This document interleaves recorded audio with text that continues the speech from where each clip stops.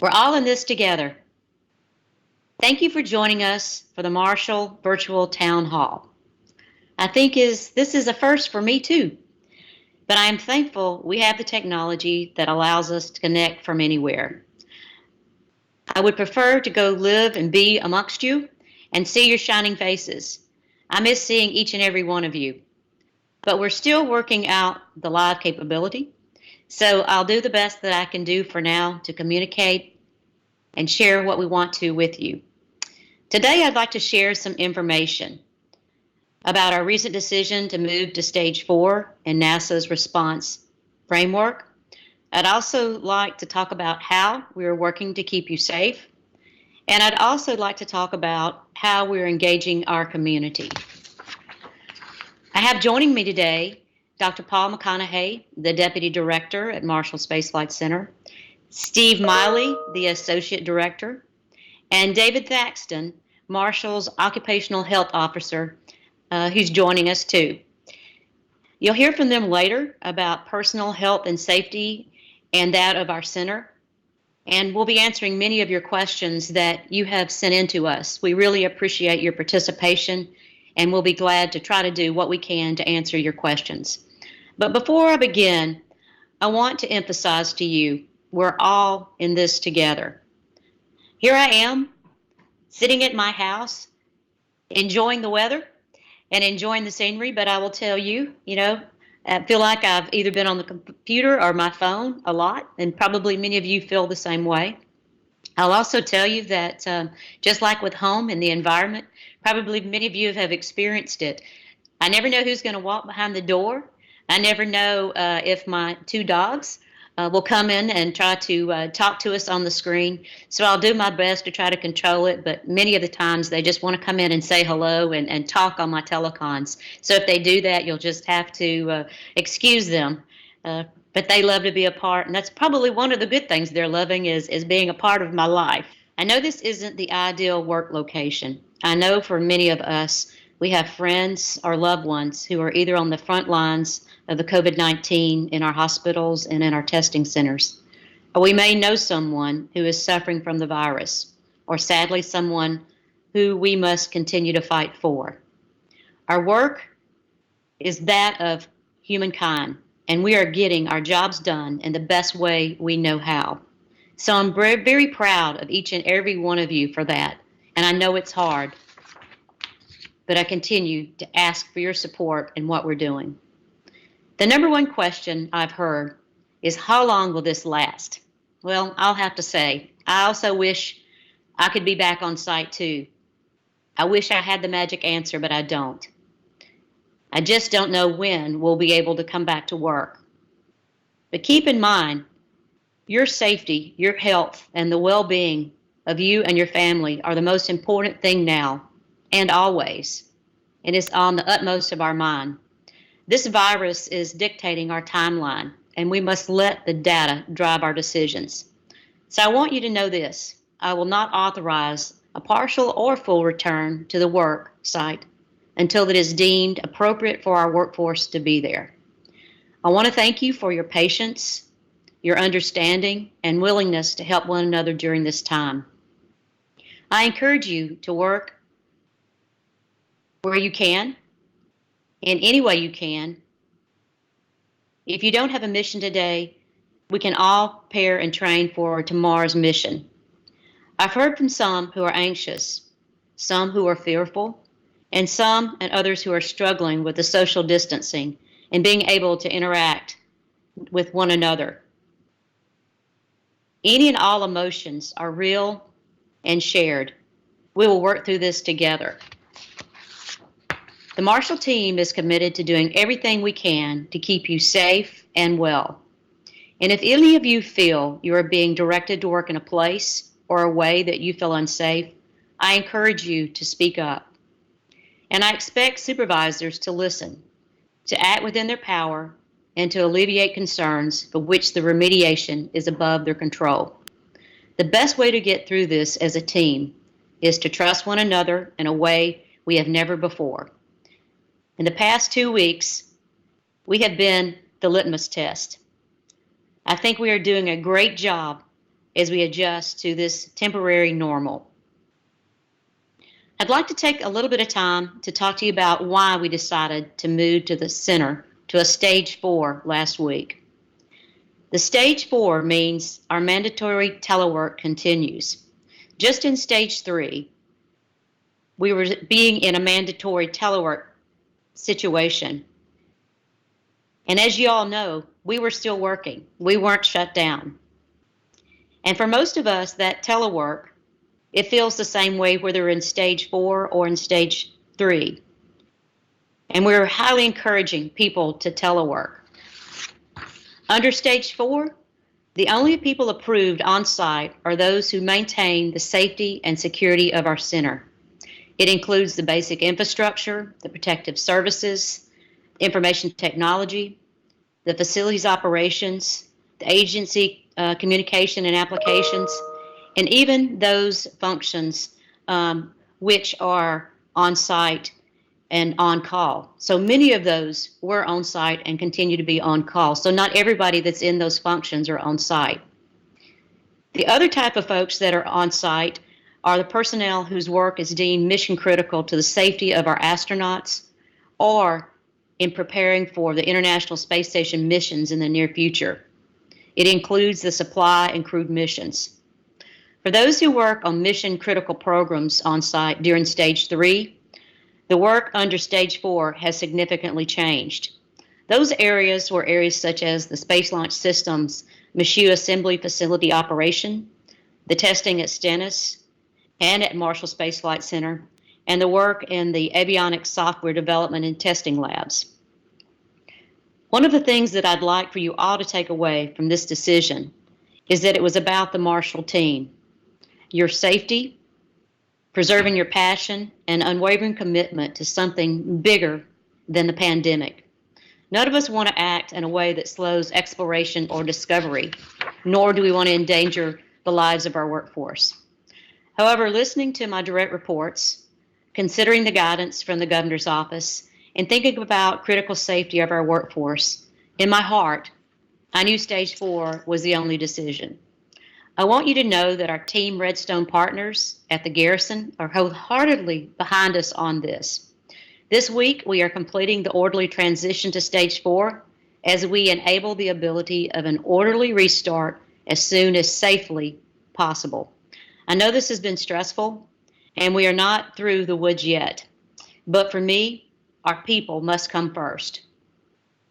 Many of you have reached out to me to ask about you or your supervisor and asking us how we can use our unique capabilities to help our Tennessee Valley community and support our nation at large and those beyond our borders, friend or foe.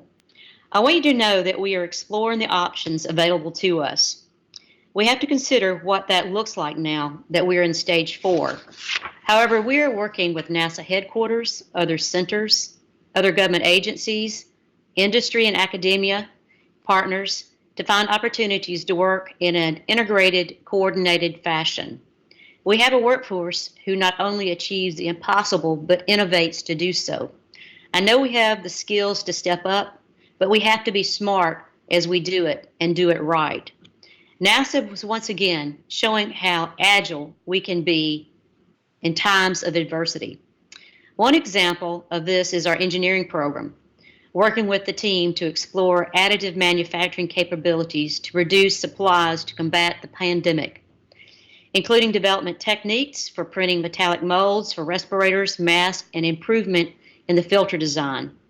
I know many of you are interested and have had ideas, so I ask you to work with our engineering director, Larry Leopard, and his team as we seek to employ our technology and equipment in this fight. The STMD will roll out NASA at Work initiative focused on defeating this menace, and we'll get those details to you when we have them. It's my understanding that the administrator, as a matter of fact, has rolled them out today. We are making a commitment to give back to our agency, the community, our nation, and our world. I promise you, we will not be bashful in asking you to step up. We'll let you know more as we identify the best ways to help in the days ahead. I'd like to talk just a little bit about some of our latest impact on the Marshall workforce. Marshall Space Flight Center in Huntsville and the Michoud Assembly Facility are experiencing several programmatic impacts during this mandatory telework period, which our team is monitoring daily. Due to the Stage 4 status of Marshall and the Michoud and the Stennis Space Center, NASA has temporarily suspended production and testing of the Space Launch System and the Orion hardware at these locations. To date, there have been no significant impacts to the science on the International Space Station, and we want to keep it that way. The Payload Operations Integration Center at Marshall has done an excellent job of being resilient through this disruption 24/7, 7 days a week. The Human Landing System program, which has been functioning as a virtual team already since its inception, something we're all learning about, me included, is continuing to move forward. The team has conducted virtual onboarding and board meetings. They've been doing staff meetings and is currently planning a virtual kickoff meeting with each contractor. Our science teams have experienced some impacts, and we're working to see with them how we can move as we go further into Stage 4, how it will affect those programs. Lastly, each of you have heard me say over the years that it is truly our duty to pay it forward. Many of you have heard that call and have volunteered your intelligence and services to the next generation. Unfortunately, we've had to make the difficult decision to cancel or amend the STEM education events, including the Space Launch Initiative, the Human Exploration Rover Challenge, and the first robotics competition that would all be happening over the next few weeks in Huntsville. A positive is that we are still continuing to do outreach and onboarding new employees and helping them to enable them to do work virtually. I'd like to also take this opportunity to do a couple of shout outs. As we enter into the middle of the third week of working remotely, it might feel like we've entered into the third month, but just let you know that you're not alone. We've already seen so many members of our Marshall Space Flight Center team step up and deliver through this period of adversity. Neil Rogers and the IT team have been working around the clock to ensure that everyone has the access they need to get their work accomplished. And I want to give a big shout out to the Office of Human Capital, IT, the Center Ops, and the Badging Office for their effort in bringing people on board while we were working temporarily. A big thanks to the security, the janitorial, the safety, the medical response, and all the teams who respond to our every call. If you haven't already done so, I would love for you to visit the NASA People website and the Insight Marshall website that our OSAC team has set up and keeping it alive so that it's doing a great job of keeping you and our team informed and updated about relevant information as we find out about it. These resources, along with the CDC guidelines on the coronavirus, will help you provide everything that we believe you need to stay in the know as the situations are ever changing. I know that it is happening, and it's happening right now, changing our world. For many reasons, I'm sure that you are staying informed, but I assure you that the Marshall leadership team is staying engaged in the local emergency response plan and acting in concert with the CDC recommendations and agency guidelines.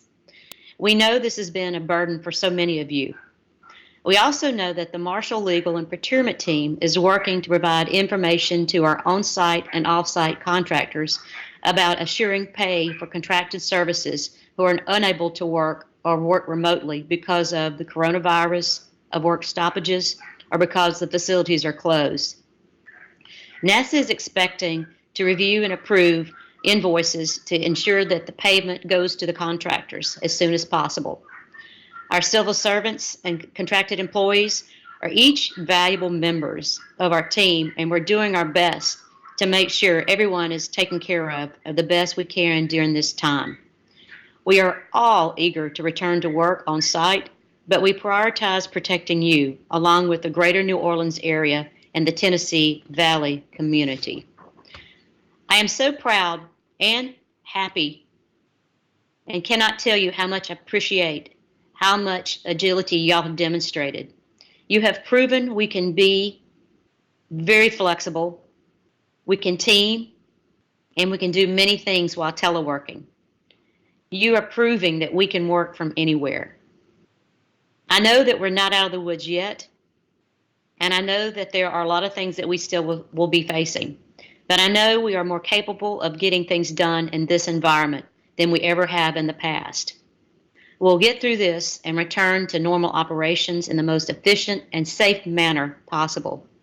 I want you to know that we will never ask employees, nor any of our contractor workforce, to perform work if we do not have the highest confidence that it is safe to do so. Our team believes in you. I believe in you. The Marshall team, you are great.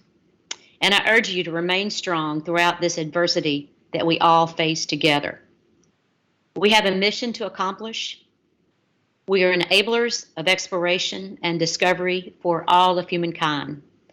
And the things we will accomplish together will outlast the pandemic or the adversity that comes our way, because I know we'll be doing it together. I'd now like to transition to David Thaxton. Speaking about the pandemic, what we need to do, many of you have submitted questions concerning the COVID-19 virus and its impacts to you and your loved ones.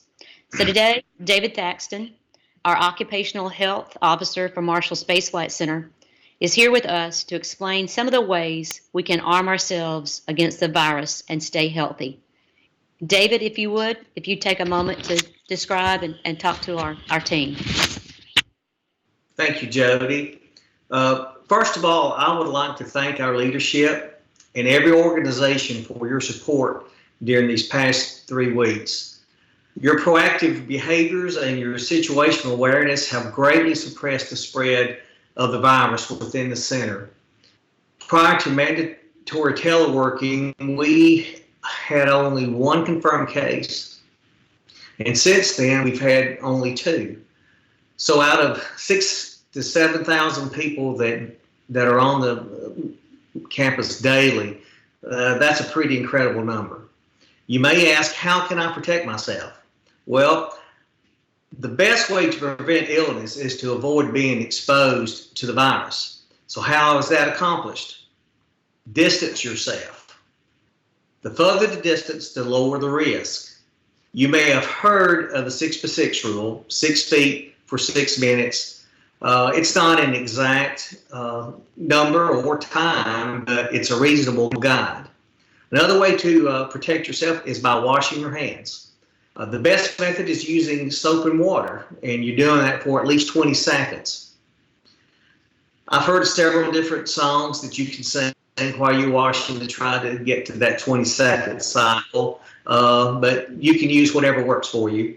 I kind of like the Queen's song, "We Will Rock You." By the time you sing that chorus 3 times, you've pretty much have made the 20-second mark.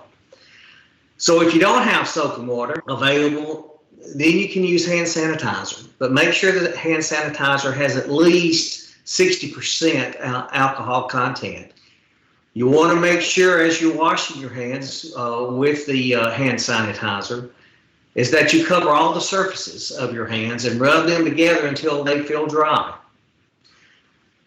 Also avoid touching your eyes, your nose, and your mouth with unwashed hands. How can you protect others?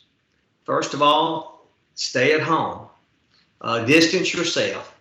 Going out to Walmart or Target or anywhere this day and time is walking into a germ field. And so the best protection you can do is just to stay away. If you're sick, stay at home. Again, social distancing is a good practice. Avoid going to Walmart or your home centers. You never know what may be floating in the air there, so it's best just to stay away. Also, cover your coughs and your sneezes with a tissue, or you can use the inside of your elbow. Once completed, throw the tissues in the trash and wash your hands. Frequently clean and disinfect high-touched areas and surfaces within your home or workspace. And also avoid sharing phones and personal household items. You may ask, what are the symptoms of getting COVID?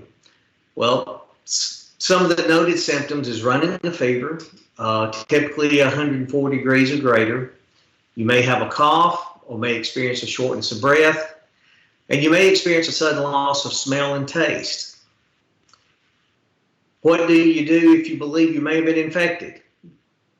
We recommend, and the CDC recommends, you self-quarantine or self-isolate for 14 days. Monitor yourself for symptoms.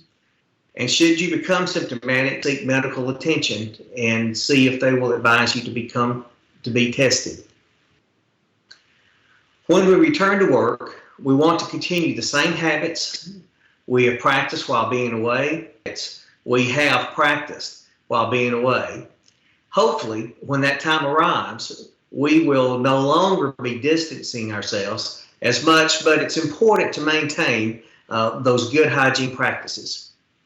During this period, you may become depressed or feel stressed. So what can you do for mental and emotional health? Well, you can reduce your stress by taking breaks, watching, reading, or listening to the news stories regarding this pandemic event. Hearing the news over and over may cause you to become, may increase your stress.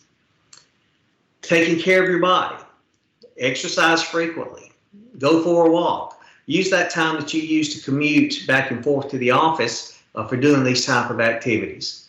Make sure you get plenty of rest and try to eat healthy. Find time to meditate, do some recreational reading, or what other methods you use for relaxation. Stay connected to others to reduce feelings of isolation. Check in on your work family. If you're feeling stressed or would like to discuss to someone regarding some emotional distress, Dr. Terry Sterry, our Employee Assistance Program Counselor, is an incredible resource that's available to you. You can search the Employee Assistance Program on ExploreNet to get the contact information for Dr. Sterry. As Jody had mentioned earlier, there's a lot of good information and links out there available to you on nasapeople.gov. And to be able to stay current on all the information for the CDC, there's links there for them as well. Just remember, we're all in this together, and together we will overcome. Back to you, Miss Jody. Thank you, David. I really want to do a shout out to David too. David has worked nonstop supporting our center and our agency and helping sit in numerous meetings all time of the day and night. So I'm not sure what kind of work-life balance he's been able to experience lately, but I will tell you, as we have gone through these first few weeks of trying to get ourselves established and operating to a normal as possible, David, you've done a wonderful job, and we really appreciate your proactiveness and how you've helped us approach us. So thank you very much. So I'm happy to be here and to have such a great team at Marshall Space Flight Center helping me work through all of this. Could not do it without the great team that we have. I'm especially excited today that I know you've seen on screen, you've seen Paul and you've seen Steve. Patiently waiting as David and I have been talking and telling you all about the coronavirus, how to protect yourself, and how we see ourselves as a center and as we're going forward. But what we'd like to do now is take the opportunity to answer many of the questions that you have asked us about. You know, it really is important that we try to get the information to you as soon as we possibly can. And we'll tell you, we don't know everything and we don't know every answer, but we do have a team in place that is trying very hard to make sure that when we find the information, we get it passed along to you as soon as we possibly can. And I'll also tell you, we have a great leadership team. Not only Paul, Preston, Floor have also been helping a lot. The entire leadership team, the emergency operations team, they have been doing a wonderful job as we have met as a leadership team during these last few weeks to make sure that every issue that came up that we are working it as soon as possible and trying to make sure we do an integrated approach to make sure we give you the best answers and the best advice and make sure we're doing the most we can for the safety of our employees. And I will tell you, having the ability to have the technology that we have in hand is just amazing. We could not have survived without it. So now I'd like to start with the questions. I get to read the questions, and then what I'm going to do is then I'll be turning it over to each of the folks then to answer the questions asked. What we did is we took all the questions that you guys had asked us for, and what we did is then we tried to consolidate them. Many of you asked many of the same type of questions, so we've tried to consolidate them into about, I think we've got about 16 questions that we'd like to try today to go through and give you some answers on. So first off, David, you're going to get the first question. I think you answered it a little bit in your talk, but if you'd tell for us how many confirmed coronavirus cases are there currently at Marshall? And number two, do you think Marshall going to mandatory telework on March 13th helped reduce the disease transmission?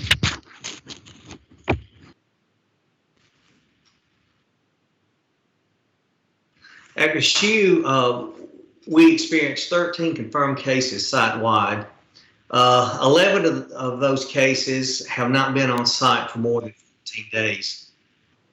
But here at Marshall, we've had 3 confirmed cases, and afterwards we went on teleworking. There were 2 more, so for a total of 3 cases. And as I had mentioned, on a population of 6,000 to 7,000, and just to have 3 cases and 2 of those occurring afterwards, we went on telework is pretty remarkable. I'd also like to add that now we are past the 14-day mark for most of the workforce. We will not be tracking or reporting new cases as related to Marshall unless that employee was one who was required to work on site since mandatory telework began under the Stage 3 or Stage 4 of the NASA response framework. Okay, thanks, David. So question number 2, Steve Miley. Do the various stages apply to off-site locations? Meaning, if the employees are located at Wind Drive and the NSSTC, do they still have the same stages to apply to their location? Yes, Jody, our decision to go to Stage 4, such as at Mizzou, was based on the existing conditions in the region there, not necessarily just directly at the facility itself. And likewise, when we decided to go to Stage 4 at Marshall, that was based on the conditions in the Tennessee Valley in about a 100-mile radius of us. So consequently, the decision applies to all of our local satellite facilities as well. Okay, thank you. So Paul, you're going to get question number 3. This one's a little bit longer, but I think you're appropriate to handle it.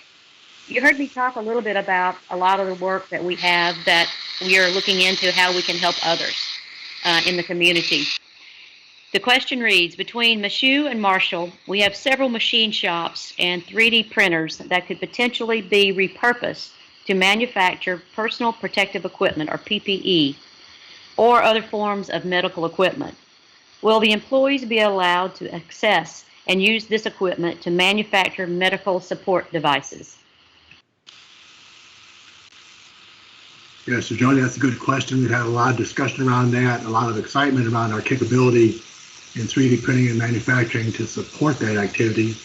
We have been involved in the Global Center for Medical Innovation, which is a multi-federal agency team and industry task force that's starting to work this challenge to prepare PPE using the additive manufacturing capability. We have not had any specific actions from that team yet, but the expectations are we'll be involved in development of advanced filter technology for them. Just this morning in the agency telecon, we were requested by headquarters to integrate and lead the 3D manufacturing capability to support PPE at the agency level. So we will lead that through the engineering group here, specifically Larry, the M&PD lab and propulsion department. We'll be assessing their capabilities and integrating that across the agency and feeding back to headquarters how the agency can support FEMA in their need to support PPE across the nation. The specific task force that we're talking about really hasn't asked anything, Marshall, to do a specific task yet, but we have been working in the areas of printing molds for metallic structures, the respiratory masks, and then also, again, as I noted, how do we use the advanced manufacturing to support some of the filters of the PPE that the facility, that the medical teams need. That being said, we don't have anybody on site working right now in this area, but if we do go forward using our machines on site to support this activity, it'll all be cleared through the process of how we work safely in stage 4. We're not going to have any of our folks out there working in machine shops to support this unless we know they can work safely. And we'll be working with the David Thaxton and the medical group to make sure that that can be done. But that will be worked with the leadership team. So we're quite excited to get involved in that. And we'll be moving forward that here at the agency level. So good news, we're going forward on that. But I think we have to move judiciously and carefully. Thank you, Paul. Okay, question number 4, Steve. During the Combined Federal Campaign, or CFC, members of the Marshall team are encouraged to volunteer in the community, and typically they receive 4 hours of excused leave as authorized. Is there a policy or guideline that would allow members of the Marshall team to use their telework time to contribute to these local needs, such as if they were asked to be sewing masks for local medical personnel? Yeah, Jody, right now there is really no plan to allow excused leave for volunteer work in connection with the pandemic. We are monitoring the Office of Personnel Management on a regular basis through our Office of Human Resources. And if there is any adjustments or changes to the policy on allowing, voluntary time during work hours to provide support, we'll definitely make sure everyone is aware of that as soon as possible. Also, another area that's part of our NASA at Work is STMD, Science and Technology Mission Directorate at headquarters, is issuing a NASA at Work challenge that we should see the details of that coming out. In fact, I think just before we started on this presentation today, the announcement for NASA at Work challenges around coronavirus was announced via email. So depending on the scope, this may be a way for people to contribute to the national need while performing a work function. So otherwise, look for details on this upcoming from your supervisors. Okay. So Steve, you did such a good job answering question 4. I'm going to give you another one. So this question is from our workforce, asking about how the center is handling internal hires and promotions. The question specific, will people still receive offers or are they being delayed? And what about performance appraisals and the award schedule? Really good news to report on that one, Jody, that we have not really affected those in a material way. So we're able to proceed with all of the internal announcements and the internal selection processes and things are allowed to have been able to proceed. A lot of that work, even prior to our mandatory telework, was already performed remotely through services at the NASA Shared Services Center. So fortunately, we're able to keep those going. We're able to keep our onboarding of new employees as well. And so all of that is continuing. I can't say that there's absolutely no impact, but I think that in general, we are able to keep moving on internal announcements and promotions as well as onboarding our new folks. Also, another part of it, of course, is appraisal. So right now, we do not anticipate any impacts to our performance appraisal and our awards. Importantly, the award process as well. We expect to end our performance cycle normally through that ends on the April 30th. And then, so for the month of May, that's when our civil servants will be completing the performance appraisals. And it's also during this telework time, it's a great time to be inputting your performance results in space for all of our GS employees. So those will also continue on schedule. Absolutely. And I'd kind of throw a note in there too as for our senior executives, SLs and STs. You also are going to continue to have your midterm done. So I had a meeting this morning. Steve and Paul and I had one with Veronica, and we are making sure that we've got those performance plans lined up and are planning on still doing your performance plan. So you're not off the hook either. But that is a wonderful time, though. I really enjoy doing performance plans. Some people say I probably need my temperature taken. But I would say what I do is that's such a wonderful time to give feedback and to have the discussion. So, another thing about the performance planning period and where we are today, it's a great opportunity for each of the supervisors to reach out to their employees and have those type of discussions is really critical. So question number 6. Paul, you're going to get this one, and not because it's about retirement. It is about, in contrast to previous questions, how does one do a retirement at stage 4? Are retirements put on hold until the end of May? Yes. Nobody can retire unless we give them absolute permission to retire. So, no, actually not on hold. Stage 4 has no impact on that. Besides, why would anybody want to retire while having this great time teleworking for the 3rd week in a row? So given that, you think, well, what am I going to do if I retire anyway? Probably the cruise ships are not a good place to go. So given that, what's the option for retirement? The answer is the NSSC has a process in place where we can still do it within stage 4. A lot of it will be done virtually, but with respect to retirements, it's business as usual, and they have the processes in place for that. So that's good news for some folks who, if they want to have an opportunity to move on, it's there. All right. Thank you. And for those of you that saw anything on the background, I don't know if you could see or not, but I told you I'd have some traffic patterns coming in and out of my house. So my husband just walked through the door, but I just wanted to say hello to him, and we'll keep going with the question. So David, this question is going to be yours, but this one's a 2-parter.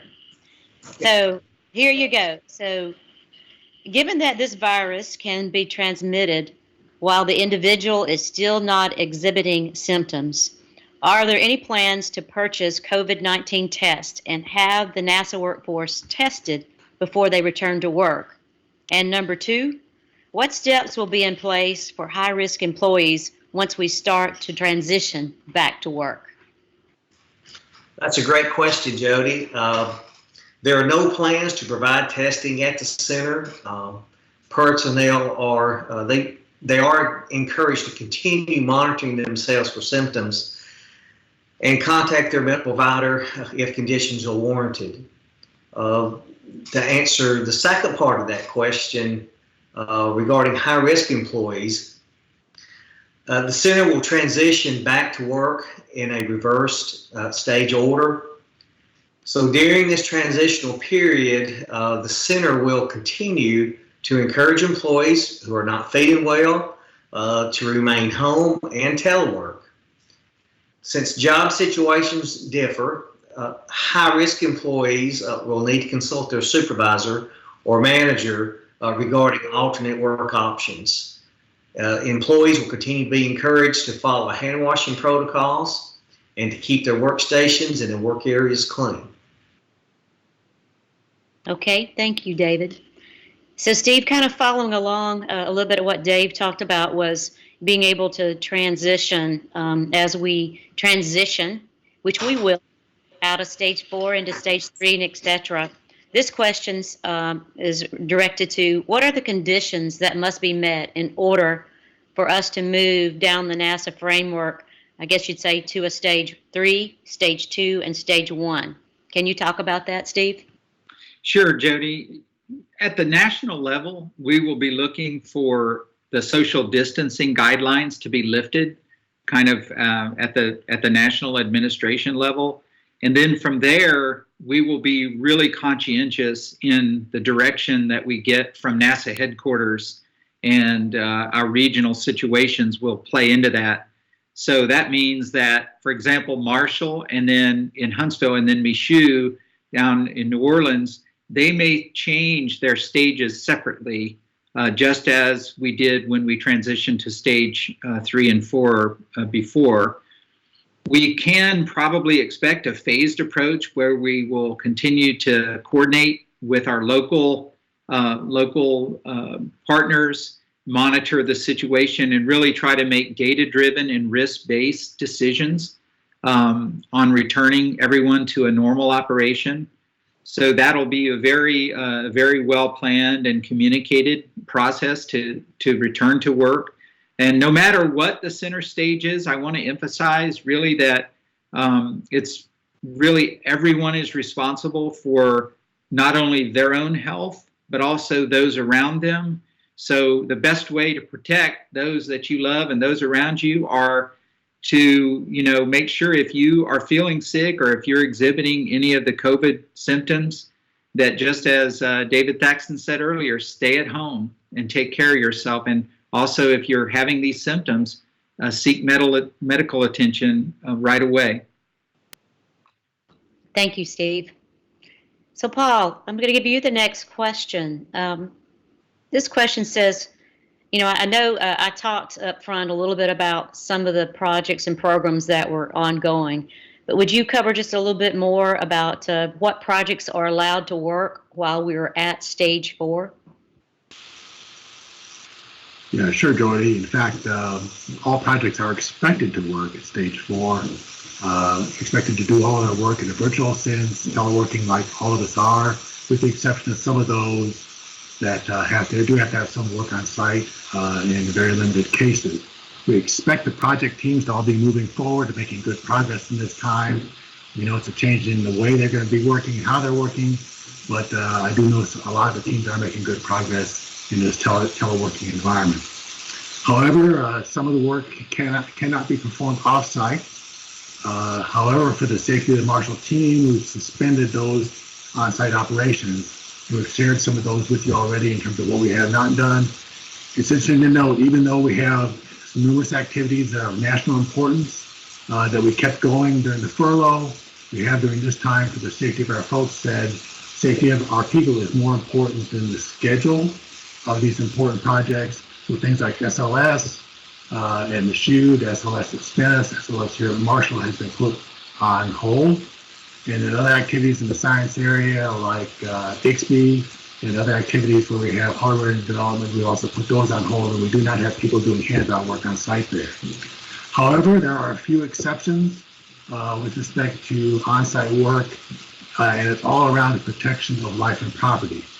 So we have our security folks on site. We have a reduced crew supporting the HOSC. We have a very few personnel who are supporting national security efforts.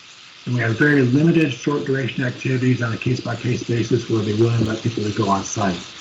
But other than that, we don't have really very many on-site activities, but the projects are expected to make good progress in the teleworking environment. Absolutely. Thank you, Paul. Okay, I have question number 10 for Steve. This one reads, approximately 2/3 of the Marshall team is comprised of on or near site contractors and subcontractors. Some are able to continue to telework while others are not. What actions are being taken to keep the employees paid during this period and preserve our team for the future missions and returning back to a normal state of work? Yes, Jason Detko, our procurement officer, and his team with the procurement group, as well as the Marshall Small Business Office, with really a lot of help, of course, from all of Jason's team and the legal office, have worked to find ways for businesses to keep supporting our missions through the crisis. Our center has sent guidance to our contractors on how to handle invoicing and directed them to maintain readiness to return, so they're ready to return to normal operations as soon as the pandemic crisis is over. We are working with all of our contractual partners, and they are assessing work with their employees and managing it through their framework. NASA overall is working very diligently to ensure NASA's on-site and off-site contractors can maximize their use of telework and then also receive payment. And to ensure the payment, NASA is expediting the review and approval of invoices to ensure the payments to contractors. So also a huge shout out to our procurement team and our legal team in working that and making sure that as much direction and communication can be provided as possible. You took the words right out of my mouth. A big shout out. Jason Detko, Audrey Robinson, the team have been really knocking it out of the ballpark to make sure that that communications has been happening, and making sure that as well as our senior leadership team and many of our counterparts, making sure that we're taking care not only of our civil servant workforce, but where we can, our contractor workforce. So following along with that, Paul, the next question, number 11, says there are several major procurements being led at Marshall, either in evaluation or just on the horizon to be released. I know you can't speak of anything in particular, but in general, on the boards and activities to keep on schedule for the work that's deemed essential and continuing, how are we utilizing the telework, and how are the program and projects going? Yeah, so I can't give you any of the details on what they're talking about, Jody, but if you look at the secret writing on my wall, you probably figure out what's going on. And that is that all the procurement activities, all the source selection activities, all the PPEs are moving forward in the telework mode. This includes the work on the new contracts, some of the large contracts that are ready to come out, and the contract administration, again, the source selection boards, all those are continuing in a normal manner under this virtual environment. So that's really good news, especially for the HLS team, and kudos to them and Jason's team for moving forward on that. We should hear something fairly soon from Washington on that. So that's it. Thank you, Paul. And we'll look for that writing on the wall. Hey, the next question I have is really talking about some of the things that we have tried to get out in our letters out to the workforce and our notifications that are out there, as well as out on NASA.people. But Steve, a question that's being asked specific is, are there any new expectations or requirements regarding access to the center or in picking up materials or equipment since moving to stage 4? Is the process for entering buildings being standardized? Yeah, Jody, as a general rule, employees should not be going out to the center. However, employees are permitted to go if you get supervisor's approval. So basically, if you need to go out there, maybe get something from your office area or whatever, that's normally permitted if you get your supervisor's approval in advance. So, but in general, you should not be going out to the center, to the work areas. If you're approved for on-site work, which is, again, right now, of course, a very small amount of employees for doing just absolutely critical things that we have to keep going, no additional documentation is required at this time. So you don't have to carry around a letter or anything that says that you're allowed to come on site, but you do need to be approved for the on-site work and have, of course, have your supervisor's approval. If you are permitted to go out to the center, and like I say, if you're working in this stage 4, also to remember to practice safe distancing and be diligent with your hand washing in whatever areas that you go, hand washing, social distancing, and so on. Okay, thank you, Steve. So question 13, we know that the workforce, we've always talked about the viability of our workforce, making sure that we have folks and new folks that come on board. That's our pipeline. A question that's been asked, Paul, is will there still be plans to have summer 2020 interns, either contractor or civil servant? Yeah, so summer interns is one of our favorite times of year, right? And that's coming on us, so that's a good question.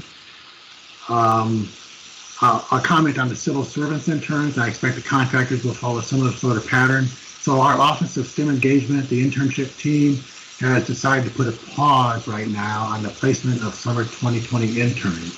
And they're kind of doing the assessment of where we're going to go forward on that. And they're taking some key data in addition to watching the current environment. They're sending a survey out to the mentors to see what mentors, how the COVID-19 pandemic will affect them. and how that environment will affect their placement. We're also doing an assessment and talking to the current spring interns to see what their thoughts are on that, get their input. Most importantly, we're watching the current environment, and we expect the agency to make a determination by April 15th. So the middle of the month, we'll know where we stand on the 2020 summer interns. Thank you, Paul. Okay, Steve, I'm going to give you a really easy question. This is question 14. And if you can answer this with the magic ball, we'll see what happens. This question says, when do you anticipate Marshall Space Flight coming back to work? And if that date is before the summer break, will we be making any accommodations for employees in that situation? So when are we coming back to work, Steve? Wow, I would like to embrace that thought. I'm ready to get back as soon as we can, for sure. I know everyone is. So for right now, as we all know, the president has extended the social distancing protocols for the entire United States through the end of April. And we know that we will not return before this date, and probably not immediately after that date as well. So we know we've got the social distancing in place through the end of April. And of course, I as much as I would like to, I won't predict a return to work date. I know that we have a lot of concerns with all of our folks and our workforce as far as school goes. We have a lot of our folks that are conducting homeschooling, and supposing that we are still on telework status by, say, around the middle to end of April, as schools are completed for the year, could potentially be a period of around 3 weeks where we need a solution for those, for the students that, where the school year has been completed. So we do need a solution for that period of time if we have returned to work by that time. And so I don't know the exact answer yet on it, but I do believe we will have a liberal telework and leave policy in place to accommodate this situation, that should we return to the normal on-site duty before the school year ends. In the meantime, as we've talked about several times, I would encourage all of you to review the excused leave policy that Jane Data, the agency's Chief Human Capital Officer, emailed out yesterday, and also talk to your supervisor about how this could apply to your situation. As we've said, also, go and look at nasapeople.nasa.gov, and but hopefully we'll have a little bit more guidance as we get closer to that end of the school period. Okay, thank you, Steve. And question 15, Dave, this is coming for you. Steve talked about not if we return to work, but when we return to work, which is what we're all looking forward to. But when we return to work, what will the safety protocols that will be in place? For example, should we expect, like you said before, to continue social distancing? Will we see increased janitorial services? What can folks expect when we return to work? That's another great question, Jody. The employee safety and health are of the utmost importance to us and is our priority. Once decided when that magical date is that we return to work, the safety protocols implemented will be dependent upon the current local conditions.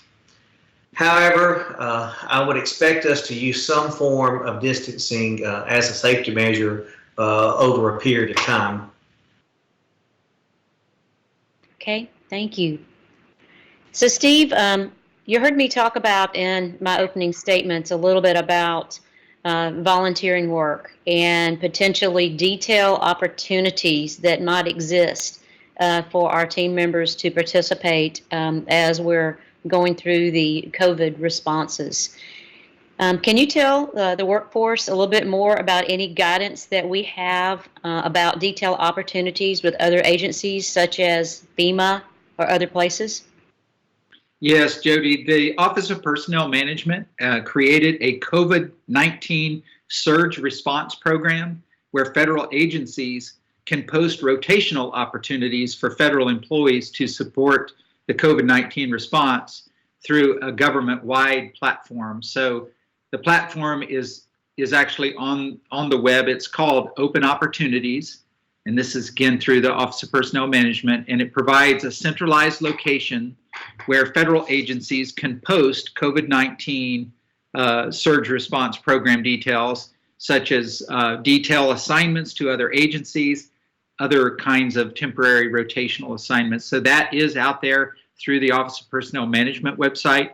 The NASA the NASA Chief Human Capital Officer is in the process of developing guidance for supervisors and employees about this program, and we'll get that guidance distributed out just as quickly as we can as soon as it gets released from NASA headquarters.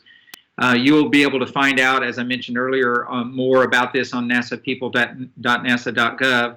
If you believe that you might be interested in one of the opportunities when you see those posted online, definitely make sure and discuss it with your supervisor. Mm-hmm. Thank you. Thank you very much. Okay, question number 17. We're almost getting to the end of the questions. There were several questions regarding the benefits of telework. And I admit, I've even received some emails from some employees that have talked about how they actually are able to do more work through teleworking. And then I've gotten some inputs from some employees that have said, that they can't wait to quit teleworking because it's wearing them out. So we have a different workforce depending on the different jobs and different situations. There's some benefits or not. But what do you see as far as coming out of this that we're learning that will help us and potentially play forward as we look to expand our telework once we return to normal operations? Jody, I do think that we will have some lasting impacts on this at the agency level and at the center level. We've definitely flexed our telework muscle, and we've definitely used this opportunity to train ourselves and to get much more familiar with what our options are.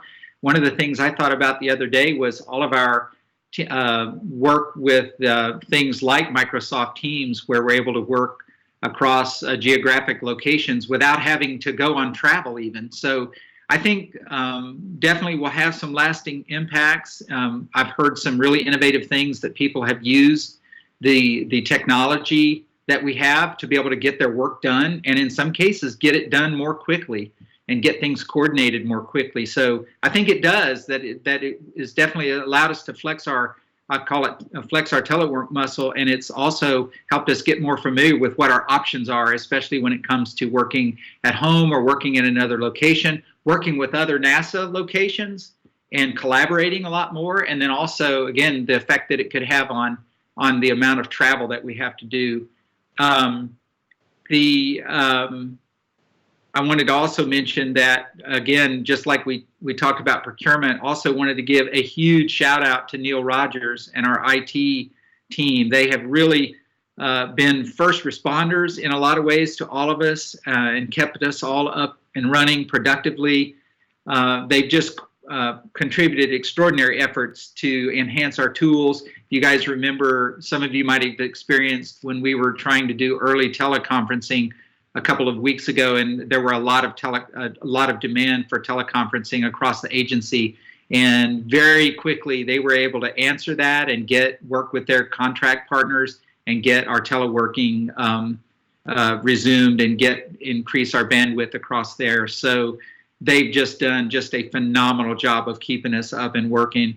And as well, the Office of Human Capital and the badging office, they've been able to keep bringing people on board and have been able to provide those IT assets to folks as they've needed, and even taken care of IT problems, badging problems, and all sorts of things like that. So I do think that, the bottom line, I think for telework, it's definitely expanding our telework capability and our ability to use the tools at our disposal.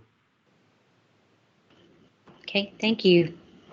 So the last question I have probably may be one of the hardest ones that all of us as leaders and just workers at Marshall Space Flight Center have had to experience during this unique experience of teleworking.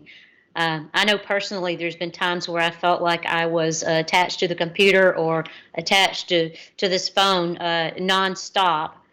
But I know that one of the things that someone said is, at least when you're putting in 8 hours a day or plus, you have the drive time home, you go out for lunch, you do certain things where you have to take a break, and it gives you a natural break. So, question I'm going to ask, and I know that David already has covered a lot, and he can add something if he wants, but I was going to say David kind of covered some helpful hints that are good practices to follow. But Paul, I'm going to put you on the spot first. What are you doing to ensure your own work-life balance? What are you doing to be healthy during this unusual time? So this is the unscripted part of the discussion today, right? So in this time, it's sort of interesting. It's basically one day at a time, trying to stay in a business rhythm and trying to stay in something of a schedule. So it's trying to establish a new norm where you get up, you go to work. Most of the time, I work outside of my jammies. I don't know. Sometimes I put business clothes on, but sometimes it's jammies from the waist down. But the key is maintaining some sort of rhythm and taking a break when necessary. It's absolutely critical that, hey, I got my 1 hour for lunch there. I may work a little longer. Take a break to stretch out in the morning and in the afternoon. Make sure I get the good coffee in the morning. And also, really, it becomes down to one day at a time, and I'm not spending a lot of time worrying about a month from now or 2 months from now, but I know that I can get through today, and I have influence and control over pretty much today. So that's where the focus is. And also make sure that I try to take time for friends, if possible, family, if possible, through the internet or through social media. And exercise every day if possible, and spend some time with the significant other and my dogs. So it's an attempt to maintain as much normalcy as possible within a daily context. And as we found out the first couple of weeks, Jody, it is very easy to get consumed in the telecons and the conferences and make 12-hour days and feel like you need to be at every meeting. And so there are times where you just need to walk away and say, hey, somebody else has got that meeting, they got the lead on it. I just need to take a half-hour break and do some work. So doing that balance has helped a lot. I've also found a lot of new recipes, and the favorite of the week so far has been a lot of butternut squash recipes. So I highly recommend going for that because there's a lot of them left at the grocery store. So that's it. Thank you for sharing that. And, maybe we can work out a drop-off service where you can prepare my food and we'll safely drop it off so I can come pick it up. That's All right, Steve, what have you been doing? And I know you've been doing something because you send me pictures of these great fish that you've been catching while you take breaks. Thanks, Jody. Yeah, I've been doing a few things that have helped, going out for walks. My wife and I have gone out for a few walks and, of course, take my dog for a walk. And I live near a lake, so yeah, I have gone out and thrown my line out there in the lake a few times. Caught a fish the other day. So yeah, just trying to get outside. I was telling Jody the other day, we've had so many weeks and months of rain. I know that's not news to anybody watching this, of just how much rain we've had and how many cloudy, rainy days. So the sunny days every now and then really helps a lot to be able to walk outside and get a breath of fresh spring air. But, and I was telling Jody the other day, the other thing that I've noticed is with teleworking, it's easy to just keep staying at your computer or using your phone and answer emails, even into the night at 9 and 10, 11 o'clock at night, seeing emails popping in. And because we're in this crisis mode, you feel like you need to answer the email because we're in a pandemic crisis. And so we want to be very responsive. So I told Jody I need to try to get into a little more of a rhythm of not really trying to respond to emails at all hours of the night and actually getting up and walking away from my computer and having lunch. In fact, just today, I texted Jody a little while ago and said, Jody, I gotta step away for a bit and I'll be back, but I gotta go put my phone down. So I took a walk outside. So anyway, but that's what's working for me so far. Thank you. David, do you have anything you want to add? I plead the fifth on my part. Well, I was just going to say, for me, it's along the same lines is trying to walk when I talk, and taking breaks. I did have one afternoon where I pulled weeds and got a lot of things together that had a little bit of stress. I just needed to get up and move. And also, as You I pulled, have, yeah, Jody, you pulled weeds in the rain. yeah, I did. I pulled weeds in the rain. Hey, they come up easier that way. And we'll see if I get poison ivy. But hopefully, I won't be doing a safety moment. But I'm just going to say, taking time, laughter, having some fun, taking what we're doing serious, but trying to also find time for some humor and some breaks, and also spending time with significant other and family and my two dogs that love having me home. So with that, I'll just say that I appreciate all of you, David and Paul and Steve, allowing me to have this opportunity to have our all hands and invade your homes. And hopefully the workforce sees all the fun that we're having and the seriousness, though, that we are about this event. And I really appreciate y'all taking time out of your schedules, too, to help me talk and answer many of the questions. Really, this team, I appreciate all the Marshall team being who you are and being what you stand for, and for helping each other and for caring for each other and for really reaching out to each other in this time of need and concern. We don't have all the answers. We'll be figuring it out. We're working with our local community, with each other, with this state, with this nation, with our agency leads are giving us great guidance. But we just wanted to make sure that we took the opportunity to not only let the administrator give a message, but for us as the senior leaders at Marshall Space Flight Center to reach out to all the areas and just tell you how much we appreciate what you're doing. We hope you're taking care of yourselves. Whether you're in the New Orleans area, at Michoud, in the Stennis area, in the Huntsville area, or even our sites all across the United States. It's one big workforce working together, and we really are counting on each other to help pull through this, and we will pull through this, and we'll come back strong. So please, I encourage you, we'll be posting and giving information to the workforce as much as we possibly can. We'll be giving you information. Again, I never can overstress the amount of talking to your supervisor, reaching out if you need some help. Dr. Sterry is available with our Employee Assistance Program. Please monitor our NASA people.nasa.gov, where we'll be putting out information, and also the Inside Marshall on the ExplorerNet for new information. Again, we'll keep you informed. We are trying to work through this together.